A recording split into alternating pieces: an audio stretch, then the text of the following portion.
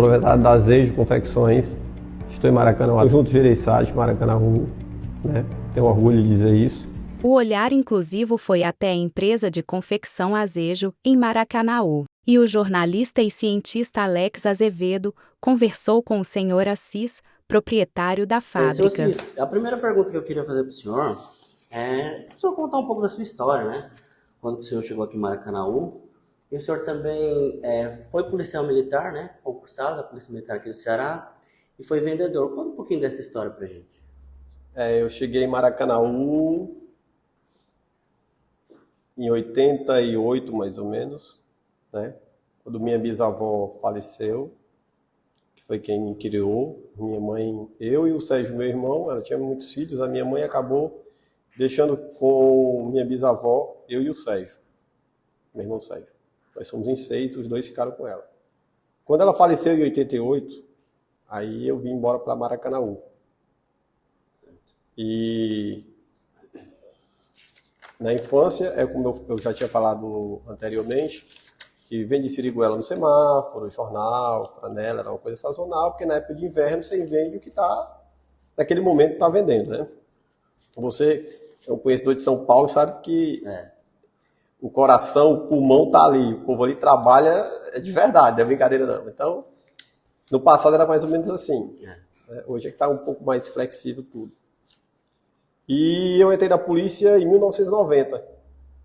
Né? Em 1990 eu entrei na polícia do estado do Ceará, por concurso, por médio de concurso. Logo em seguida fiz um curso na ABIN, Agência Brasileira de Inteligência, e me tornei o agente da ABIN, Polícia Militar do Ceará. Bacana. E passei um tempo trabalhando somente na Polícia Militar do Ceará, mas eu tinha uma vontade de vencer na vida, de sair da situação de pobreza em que eu vivi a vida praticamente inteira até a minha fase adulta. Né? Legal. O senhor falou que começou a empresa, né, em 95, e o senhor começou com um pequeno capital de R$3.800. Como é que foi essa ideia relacionada a montar uma empresa, e como que o senhor teve essa visão de futuro, vamos dizer assim, né? Porque hoje a mídia social é muito impactante, né, na nossa sociedade, mas confecção é uma coisa ainda muito tradicionalista, vamos dizer assim, né? Como é que o senhor teve essa ideia? Como é que o senhor planejou com um capital de apenas R$3.800? O capital de R$3.800 eu já ia guardando, porque na época eu ganhava R$188 de salário, mais gratificação, que dava em torno de 300 e pouco. E eu ia guardando porque eu via que ali, só na Polícia Militar do Ceará, não daria para mim atingir os objetivos que eu planejava. Era ajudar a minha família, né? E, como eu falei anteriormente, sair daquela história de pobreza muito, muito grande que eu vivi. Inclusive passar, não ter o que almoçar, não ter o que jantar, não ter o que merendar pela manhã, coisas do tipo. Né? E qual que foi? O senhor também destacou que o senhor teve uma ajudinha aí relacionada a Patrícia Saboia. Como é que foi essa história? Conta pra gente. Entrei na polícia, fui para a companhia motorizada, da motorizada fui para a inteligência, que hoje é inteligência, que antigamente era a segunda seção. E da segunda seção fui para o Canindé, e do Canindé voltei, por questões que o Fortaleza estava expandindo, né, e vim para cá, próximo, e conheci nessa época a Casa Militar, né, que é um departamento da Polícia Militar do Ceará, que é a primeira CPG, primeira companhia de guarda. E eu, por ser jovem, eu tinha uma aparência mais jovem ainda, né, até muitos pensavam que eu era menor de idade, e ela me puxou, ela me viu passando, puxou, eu já dirigia na época, tinha carteira de motorista, e passei a ser um Xuxa, né? Eu cuidava dos baixinhos dela, né? Que tinha uma minha idade mais ou menos. Levava para a faculdade, levava para o colégio. E eu juntava sempre dinheiro. Todo mês eu guardava um pouquinho do dinheiro que eu recebia. Eu tentava me manter assim. E passei a fazer cobrança no Beco da Poeira, antigo Beco da Poeira, hoje já não mais existente, pro meu tio, policial civil. E eu ganhava 20% de tudo que eu cobrava. Que eu conseguia cobrar. Porque eu passei a guardar dinheiro, E via o pessoal do Beco da Poeira comentando, fazia aqueles comentários, né? Ei, cara, tu tem jeito pra isso aqui, tu é um menino bom, novo, tem um negócio pra ti. Eu sou da polícia, eu trabalho, da minha folga que eu tô aqui com vocês e tal, mas dá um jeito, dá pra unir os dois. Aí eu tive um dia, né? Dei carona na minha vizinha, Zélia, e comentei isso com ela, né? É sua atual esposa, não é? E ela me disse que sociedade só dava certo entre marido e mulher. Aí eu pus o caso. Já que precisa identidade, certidão de nascimento, tá aqui identidade, que era a carteira funcional da polícia, e a certidão de nascimento você pega com minha mãe. Minha mãe legítima, né, que eu tinha vindo pra cá por causa dos meus irmãos, estavam aqui. Em Maracanã por causa disso. Agora, uma história curiosa que eu achei, que o senhor contou, e eu fiquei familiarizado com ela, é a questão que o senhor foi em 99 com R$ 56 para São Paulo para fazer um trabalho pro Braz, né? Sobre mim. E aí essa história que o senhor conta, que o senhor não conseguia pagar o táxi para ir até a capital, me deixou curioso. Conta um pouco mais dela pra gente. Vamos lá. Quando fomos crescendo, nós tínhamos a visão de cliente somente o Beco da Poeira e Santarém, no Pará, através de corretores. Mas isso eu já via crescendo e tinha aquela missão de crescer mais um pouco. Né?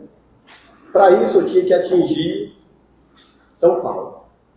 Ninguém fica gigante se não conhecer São Paulo. São Paulo é São Paulo. Muitos falam que São Paulo é 40% do capital produtivo do Brasil, que eu considero 50%. Eu considero 50%. O povo de São Paulo é um povo que tem na sua essência o trabalho.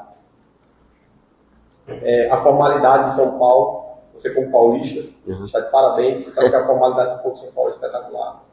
É um povo que acorda cedo, dorme tarde, povo que não tem preguiça, cai para dentro do meio, trabalha muito. E eu conhecia, já de ouvir falar, o seu Munir, loja de táxi. E entrei em contato através de telefone. E ele atendia todo mundo ele era aqui de Alto Santo, do Ceará. E ele tinha um prazer de atender todo mundo que era da terra dele, aqui do Ceará. Até hoje ele é assim. Ele é dono do Lojão do Braz. Eu conheço o cliente. E eu marquei com a moça lá, que atendeu na época, né? Não tinha celular, não tinha facilidade de hoje, era tudo mais difícil, através de telefone fixo. Um dia para mim ir. E eu tinha que me programar para comprar passagem, porque eu não tinha dinheiro, as coisas eram bem mais difíceis. E eu ia voltar no mesmo dia. Por quê? Porque eu tinha a polícia, que eu pedi autorização para ir, eu tinha que pedir autorização, porque eu devo satisfação à hierarquia e disciplina. Eu tinha um comércio aqui, né? E ainda fazia a cobrança paralela. Aí marcamos o dia, ela marcou o dia, aí eu fui, não lembro bem se eu fui no aeroporto ou comprei através de uma agência de viagem. Eu sei que o voo sair na madrugada, aqui em Fortaleza, chegou 4 e pouco da manhã, lá em Guarulhos, e o de volta era por volta de 18 horas. Voo de volta de lá para cá. E eu achava que era uma coisa muito simples, porque eu comprava de representante de tecido, achava uma coisa muito simplória, assim, muito simplória. Eu não tinha diferença de Congonhas e Guarulhos, não fazia ideia, achava que era Fortaleza e Maracanã. Meu irmão, fui para Guarulhos. Cheguei em São Paulo com a camisa de malha, um frio danado. Já amanhecendo o dia, mas noite. Lá em São Paulo era noite. Névoa, aquele... Você não conseguia enxergar alguns assim, muito 10, 20 metros à frente. Eu desci, na época não tinha essa coisa de Uber, que é moderno, era táxi. Fui abordar um taxista, aí disse assim, como o senhor conhece o Braz? Conheço. Eu queria ir para lá, estava com uma malinha, com 20 e poucos modelos de Bari, de suplex, que é um modelo de peça feminina, que é feito até hoje. Tanto tecido como essa peça modelo. É como uma colã, que aquelas ginastas usam. Sim. Entendeu? Aí o taxista disse assim, ó, a gente está a tantos quilômetros de lá, eu te cobro tanto. Aí eu, 120? Eu pensando que eu ia Hoje é um absurdo, só para você ter uma ideia. 120, eu acho que me pegaram, né? Mas eu tenho R$56. Não, aí o cara saiu de perto de mim já, fui para outra, o cara, não faça tanto. Mas sempre nessa base. Então, acho que eu perguntei a dois, aí eu pensei comigo mesmo, errei. Vim com dinheiro que não dá nem para mim chegar até onde eu quero ir. Imagina, eu tinha que ir e voltar. E ter pelo menos almoçar, né? Aí saí andando, achando que era uma coisa simples, saí andando. Puxando, você conhece São Paulo, né? Conhece muito bem, muito melhor do que eu. Saí puxando lá aquela malinha. Eu andei alguns quilômetros e fui abordado por uma viatura da Rota, Fundo Operacional Tobias Aguiar. A grande famosa Rota de São Paulo. A grande famosa polícia do Brasil. Eu digo Rota porque, curiosidade histórica, né? Quem aprovou o projeto da Rota foi o ex-governador de São Paulo, o Maluf, né? E aí ele, junto com o Fleury, né? E aí eles criaram essa polícia, que é uma polícia específica, né? Eu acho ela mais, a abordagem que o senhor falou, né? Uma abordagem mais, vamos dizer assim, mais correta, né? Mais militar mesmo, né? Ela tem uma abordagem que nós militares do Nordeste temos uma doutrina diferente de abordar. Descer, mão na cabeça, a Rota, eu percebi que é como se ele tivesse um conhecimento de quem é bandido e de quem não é. Ele já desconfiasse olhando. O paulista ele é muito avançado nesse sentido, é muito aguçado nesse sentido. Né? E o cara viu, puxando uma mala, saindo do aeroporto, aquela névoa, naquele horário, bandido. Pensou, né? Botava o braço para fora e tal, vai para onde? Volta indo pro Brás. Aí a viatura parou. Na época eram umas veraneios. Veraneio. Tem até a música do Capitão Inicial, né? Veraneio. Aí a veraneio parou e fizeram a abordagem. Eu falei que eu tinha vindo, perguntado onde eu vinha, eu disse que eu vim de Maracanaú, no Ceará. Estava vindo visitar fui atender um cliente no Brás. Tu já veio em São Paulo? Não, é a primeira vez. Tu faz o que lá? Eu não faço malha e sou funcionário público. No primeiro momento eu não disse que era policial. Quando desceram, aí, posso dar uma olhada na tua bolsa? Pode, eu sou policial do Ceará. Tu é policial, senhor. Por que não falou? Não perguntaram. Agora eu sou policial do Ceará, não sou policial de São Paulo, cara. Polícia é polícia em todo o Brasil. Bacana. Aí, olhou minha funcional e disse, tu tá a tantos quilômetros, tanto tu quer ir. Aí eu falei pro comandante da patrulha que eu tinha R$56. Aí ele, eu vou te ajudar. Estamos indo para canto tal, te deixar no metrô. Me deixou no metrô muito próximo. Tatuapé. Tatuapé, né? Você conhece ele? Você vai me ensinar agora aí. São Paulo. Aí eu fui de metrô, depois do metrô fui até o Lojão do Brás. Aí já tava em casa ali, né? Eu cheguei naquele mundo, né? Que eu vi aquele mundo, aquela coisa gigante. Já nos anos 90 já era uma coisa espetacular, enorme, muita gente. Era gente trabalhando, levando fardos e fardos de mercadoria, tecido. Era gente que vendia brinquedo, tinha de tudo. Aí eu entrei no Lojão do Brás, falei com a secretária do seu menino. Inclusive, desse dia ele não ia poder me atender, ia desmarcar. Mas ela diz, olha, ele é um cearense, que ele veio assim. Aí foi atender. Me lembro bem que lá na época não tinha tanto assalto, era dinheiro, se colocava em cima de uma mesa, aí se fazia sangria com tranquilidade, era muito, ele pediu muito. Não tinha a facilidade como tem hoje? Não, hoje é Pix, né? E outra coisa também, já passou até aquela coisa dos assaltos, né, que diminuiu, na época lá não tinha tanto assalto como teve depois, entre os anos 2000, 2010, por aí. Aí expliquei para ele que eu vendia, apresentei, né? Aí ele me deu um abraço, perguntou se podia dar um abraço, porque eu era cearense, estava com saudade da terra dele. Aí, um abraço, eu expliquei, e contei essa história que eu estou contando para você, que eu conto sempre, para todos que me abordam, em todos os lugares. É uma história muito interessante. Aí, assim, o que você vende? Eu vendo malha feminina, mas eu só vendo modelos femininos. Aí mostrei para ele os bares, ele mostrou. Aí ele disse assim, eu quero tantas mil peças dessa. Todos os modelos ele comprou quantidade de peças. Eu só sei que era uma quantidade que eu produzia em 3 meses, eu parando de vender para todo mundo. Nossa. Eu produzia em 3 meses. E o senhor não tinha tanto maquinário nessa época de 99? Não. E o que é que eu fazia? Eu trabalhava em 3 turnos. Muita gente duvida, mas eu tenho funcionários comigo que desde o início sabe. Eu trabalhava de 6 às 2, de 2 às 22 horas, dividi em 22 horas às 6 da manhã. E eu trabalhava na polícia 12 por 36. Eu trabalhava uma noite, outra não. Porque na noite que eu estava aqui, eu dormia, eu ficava em cima dos tecidos para vir trabalhar porque elas tinham medo. E eram poucas. E eu fui aumentando produção gradativamente de acordo com essa. Porque eu crescia também a quantidade de clientes, né, por causa do Lojão do Brás. Aí vem Peixe Abril, lá vem N pessoas que eram concorrentes dele, que alguns já saíram do comércio hoje. Maracanaú, né? E eu queria saber do senhor sobre a política. Vamos mudar aqui o roteiro, vamos falar sobre política. Que eu sei que o senhor é uma pessoa bem instruída com relação à questão política. Eu queria saber a sua opinião, o que o senhor acha do ex-presidente Bolsonaro? E eu vi o senhor falando do Paulo Guedes, que o senhor admira a forma que ele coordenou o Ministério da Fazenda em comparação ao Haddad. Eu queria que o senhor falasse sobre isso.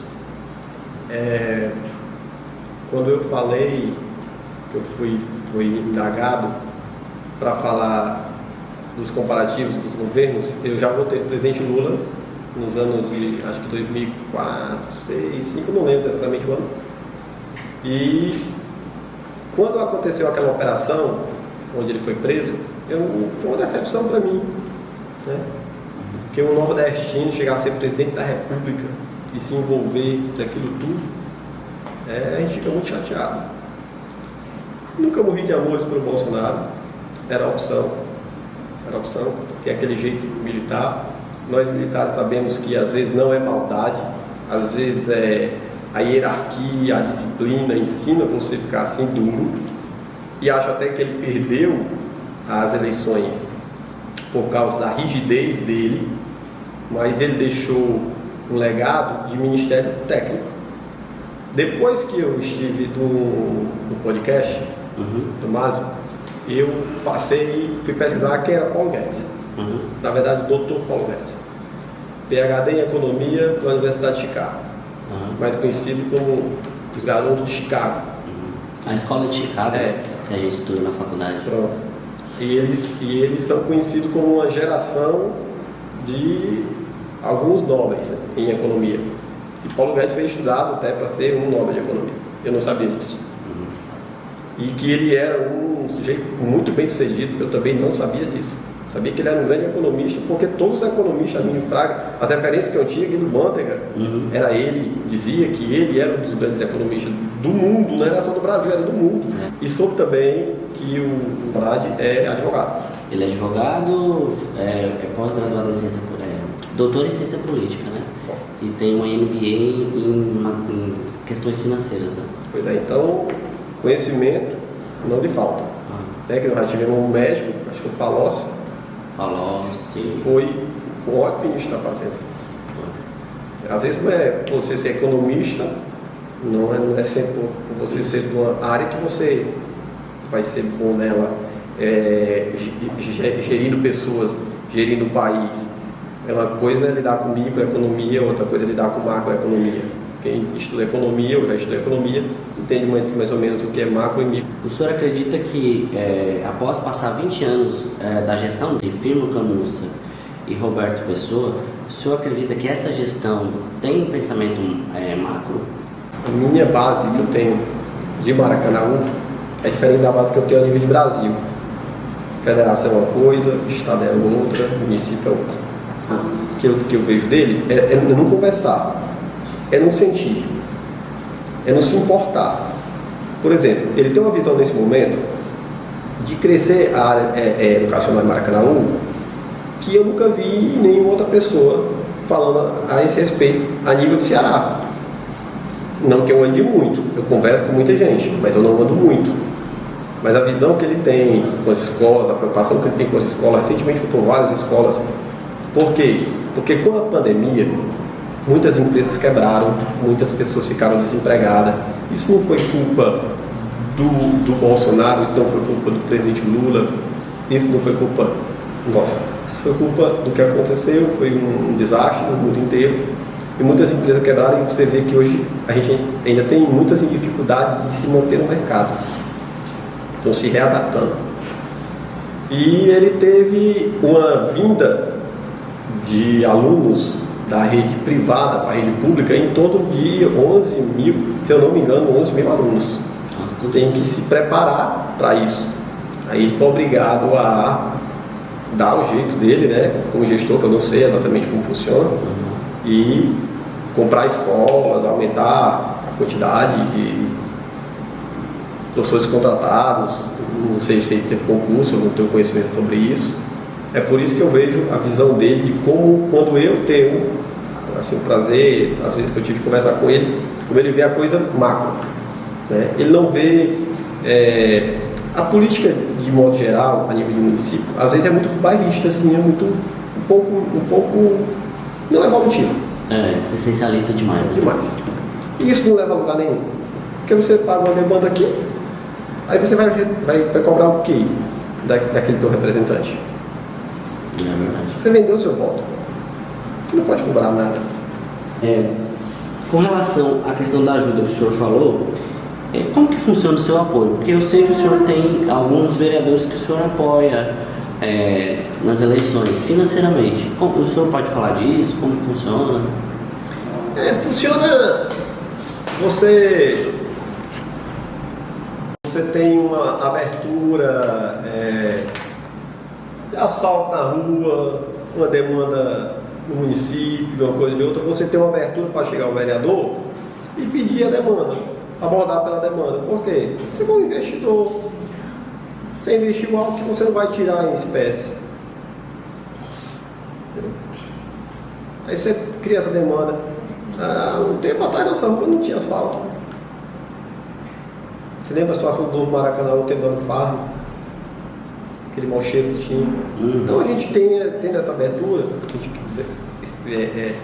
vence um pouco na vida, você tem essa forma, é uma moeda de troca? Eu não sei, sabe? Honestamente eu não sei. O senhor acha que é fundamental ter esse apoio, porque funciona como um facilitador dos dois lados? Dos dois lados. Né? Porque uma das dificuldades que o empreendedor tem no Brasil é a burocracia.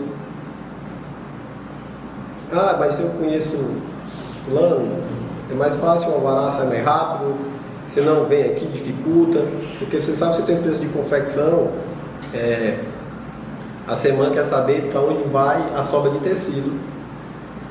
Que eu digo desde já que a Dazejo vai para os índios, que os índios Paguari. A sobra, né? Sim. Claro que vai para um índio específico, uma pessoa específica, que lá faz tapete, faz essas coisas. Você tem que dizer para onde vai e provar, caso o Ministério do Trabalho venha até aqui. Então tem todo um conjunto. Se você polui com tingimento, polui com barulho sonoro, poluição sonora, tudo isso você tem que dar justificativa. Né? E a gente trabalha dentro das regras, dentro da lei, mas tudo é muito burocrático quando você não conhece alguém. E às vezes você não tem tempo. Não foi criado no Brasil, acho que nos Estados Unidos até tem essa figura do despachante, do lobista. É profissão. No Brasil não tem. Tem despachante para emplacar um carro. É verdade. Mas para você tirar uma alvará de funcionamento, não tem um despachante. Não tem essa função. Não é verdade? É verdade. Como que você se sente aqui em Maracanã? Eu me sinto em casa. Aqui é o meu habitat. É a seleção natural do Darwin. Aqui é onde eu sobrevivi a todas as dificuldades. Foi aqui, foi esse povo daqui me ajudando. A questão do carro, a questão de eu morar, os filhos moram em Fortaleza, porque o João Luiz fez direito, né, na Unifor, a Amanda faz economia e a administração da Unifor. Termina 22h45 da noite, né? Você imagina uma menina começou lá com 17 anos de idade, voltando sozinha, às 11 da noite, perigo que não é, né? Você sabe que a gente vive uma onda de violência muito grande a nível nacional, né? Nós estamos no Nordeste. Eles foram morar lá por causa disso. Agora eu tenho um compromisso com o Maracanã, e o Assis tem um compromisso com o Maracanã, de não sair daqui. O senhor acredita na cidade? Eu acredito na cidade, eu acredito no povo. Eu não sou daqui, não nasci aqui, mas eu tenho aqui como minha terra. Eu tenho um respeito enorme e eu jamais agiria de demagogia ou seria hipócrita dizer que A ou B seria melhor ou pior em benefício meu. Se for um benefício coletivo, eu estou dentro. Se for em benefício próprio, eu vou vender roupa. Eu vou vender qualquer coisa, eu vou construir, eu vou fazer concurso de novo, se voltasse tudo novamente. Eu acredito no município, macro, para todos. Tem que ir lá na periferia, tirar essas dificuldades da periferia? Tem que ajudar as pessoas? Tem que ensinar que não pode ter filho com 13 anos, 14, 15? Tem. Não tem formação intelectual para ser mãe com essa idade. Pelo menos é o meu entendimento. Eu não sou o dono da razão, nem tampouco dos bons costumes. Mas a pessoa tem que ter pelo menos senso, tem que ter uma base, tem que ter uma casa, tem que ter princípios familiares. Princípios, você... Caminhando aqui para o final, senhor Assis, mais uma vez eu quero agradecer ao senhor por esse tempo e essa disponibilidade do senhor, né, que eu sei que é corrido para o senhor. Eu não posso fugir dessa pergunta, é uma pergunta política. Fica à vontade. A Amanda, ela é sua filha e pré-candidata a vereadora. Você anda conversando com ela com relação a questões políticas relacionadas a partido? Já tem algum partido definido? Como é que está essa cabeça dela relacionada a isso? E a questão da política, que ela me chamou muita atenção, porque ela falou sobre um projeto sobre o cordão girassol, que é relacionado às pessoas que têm deficiências invisíveis, né? E eu quero ainda falar com ela sobre isso, mas qual é o princípio que o senhor acha que um político deve ter e para ter o seu apoio nesse sentido? Vocação. A primeira coisa, vocação. Conseguir se pôr no lugar do outro.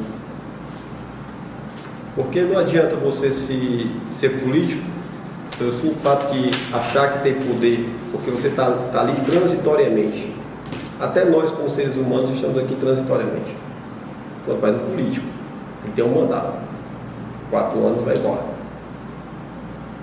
A Amanda, ela tem aos 9 anos de idade, Maracanã teve uma eleição para prefeito e eu votava Funo Camussa no firme. E a Amanda, firmista ferrenha, né? Ela sempre foi muito do meu lado, muito. Aí, e ela ficava com a bandeira, e o Júlio vinha fazendo caminhada aqui na rua, era ele um radialista dos candidatos. E era o Firmo e o vice, não lembro quem era o vice. O Bandeira? Era o Bandeira. Aí o Júlio vinha caminhando com o pessoal, com o Julinho, com os jovens, com o Pinto, e o pessoal, tudo que eu conheço, gente da melhor qualidade.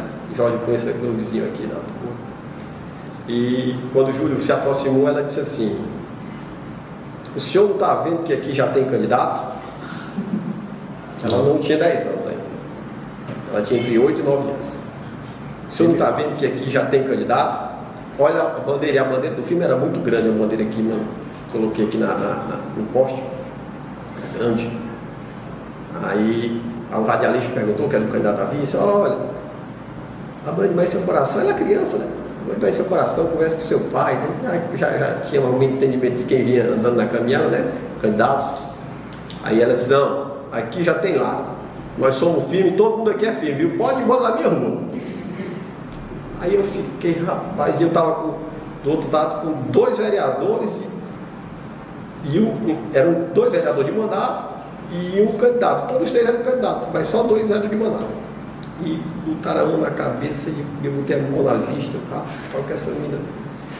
Espantou o homem, o deputado estadual do lado aí, e ela pronto, e se zangou. A educação que ele tem, né? Sobriedade, sair. Eu fiquei pensando que essa menina. Aí ela foi caminhando, e 12 anos, 11 anos, já queria estar no meio das carreiratas. Meu Deus, isso não vai dar certo. Eu querendo que alguém viesse para cá, me ajudar a tocar, aumentar aqui. Sim. A gente enfim de pó, tem que crescer, a gente continuar, porque senão quem vai sentar aí no futuro? Porque política é transitório. Se você criticar a política, está errado. É verdade. Aí, uma vez ela disse para mim que eu ajudava o ABC, conversava com o ABC, eu converso política abertamente, não tem problema falar com política, interlocução mesmo, você tem que dialogar, às vezes a gente tem entendimento diferente, mas a gente chega a um denominador comum para atingir um objetivo que seja bom para todos. E ela, eu quero ser candidato. Isso com quantos anos? 11, 12 anos. Nossa. Quero ser candidato. Você, candidato para Maracanã. Aí eu olho, você que tem meu apoio, você tem que fazer uma coisa primeiro, que é ter profissão. Tem que ter profissão. Política para mim não é profissão. Aí ali eu tenho que fazer o quê? Estudar. Ter curso superior. Inclusive, ela vai logo me dando 2, vem aí de administração e economia, terminando já, né? Dá para começar logo. Aí tem o meu apoio. Aí eu disse, olha, muita gente não vê, não é porque minha filha não. Mas ela, 13, 14 anos, ela estava já envolvida dentro aqui da colônia. Tem até uma família lá que o pai estava preso, saiu recentemente da cadeia, onde tinha 3 filhos, que lá é chão batido. Ela, 13 anos, estava lá dentro. Eu tenho 2 filhos, João Luiz, por exemplo, ele não tem característica de ser político, ele não tem vocação. Mas você acha que a Amanda tem essa vocação? E o senhor tem, assim, ajuda ela nesse sentido, escolher partido? Já tem alguma definição nesse sentido? Isso tem que ser estudado, porque na verdade quem está lá não quer sair, né? E tem que ver quem vai para onde, quem fica com o governo, quem fica oposição, como é que vai se comportar, quem vai ser oposição em Maracanã, o que eu digo é que eu sou Roberto Pessoa. Se eu tiver um voto, será o meu. Se ele for candidato, é o meu voto. Se só tirar um voto, é o meu, ele é o dele. E ela deve vir no partido que a gente vai estudar, vamos estudar, vamos ver os prós e contras. A gente não tem base política, tipo, a gente parte do zero. As pessoas têm que ter a ciência, que ela parte do zero, ela nunca foi testada politicamente. Maracanã já provou que quem tem condição não é dinheiro que ganha a eleição.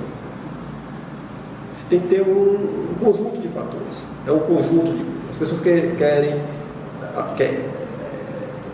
as suas lideranças têm que querer a mudança, têm que abraçar a ideia de que vai mudar. Acreditar nas propostas que a pessoa tem, que ela vai defender, que o legislativo você defende, você faz leis, você vai defender leis, né? Obrigado, por exemplo, tem que sancionar, tem que ter a defesa dela. Por exemplo, eu noto muito ela nessa área das pessoas carentes, ela sente muito a todo o povo carente, né? Não que o João Luiz não sinta, mas ela tem mais essa coisa de, a mulher tanto faz, ela está aqui, como ela está lá na colônia, como ela está no Horto, como ela está no Alto Alegre, como ela está na Paguçá, vai em casa. Isso é dela. Se ninguém vai tirar. O senhor acredita que isso possa ser uma renovação política? Sim. As ideias que ela tem de defesa é muito bacana, sabe? Até me surpreende, porque ela era uma pessoa muito calada, Recentemente eu vi ela falando. Ela tem um grupo aí, ela tem um grupo bom aí. A gente vê as meninas lá daí, as meninas aí são fera, né? E vai desenrolando no falar. Por exemplo, eu nunca tinha falado com a câmera antes do podcast do Márcio. Nunca. E fui por causa dela. Legal. Eu não fui por causa de mim. Entendi. Não era meu sonho. Eu não tenho rede social. Eu já perdi. Não tem @Assis Rocha em canto nenhum. Eu só tenho WhatsApp porque eu faço negócio pro WhatsApp. Eu pago, eu vendo, eu resolvo um negócio no WhatsApp, mas a minha vida, tirar histórias, como o Márcio falou, quer não tirar histórias assim? Não é minha venda é corpo a corpo, eu conversando contigo, mostrando meu produto, a gente falando do valor. Sim, mas aqui tá, mas isso aqui é chinês, que o produto aqui tá comprando viscose, né, poliéster, indagando, interagindo, elevando o tamanho, adaptando ao tamanho, porque nós somos um país continental, onde o sulista, por exemplo, a média de altura de uma mulher é 1,74 m. A gente vem para o Nordeste aqui, onde a média de altura é 1,52 m, 54 m. São 20 centímetros de diferença. Né? Então a gente tem que fazer roupa para esse povo, de norte a sul. Assis, eu quero agradecer o seu tempo aqui com a gente. E se o senhor quiser, deixa uma mensagem de esperança, de positividade, o que o senhor vem em mente aqui para Maracanã, o que o senhor deseja para a cidade de Maracanã, olhando para a câmera? Eu vejo Maracanã crescendo a cada dia que passa. Pode ser essa aqui, ó. Eu cheguei aqui em Maracanã, aqui era chão batido. Claro, já passaram 30 anos, né? As gerações são divididas agora a cada 15 anos, era dividida a cada 10, agora é dividida a cada 15, então passaram 2 gerações. E Maracanã está evoluindo, está crescendo, vai continuar crescendo, vai continuar se desenvolvendo. Vamos sair dessa crise que agora, pós-pandemia, está havendo, também esse país dividido que a gente vê hoje. Vamos passar por cima disso tudo. Maracanã vai continuar a potência geradora de emprego e renda que é, porque o governo só tem dinheiro se o privado, o empreendedor, do outro lado, pagar os impostos, gerar emprego e renda. É assim que eu vejo Maracanã e espero a evolução na minha terra. Muito obrigado, Assis. Eu que agradeço.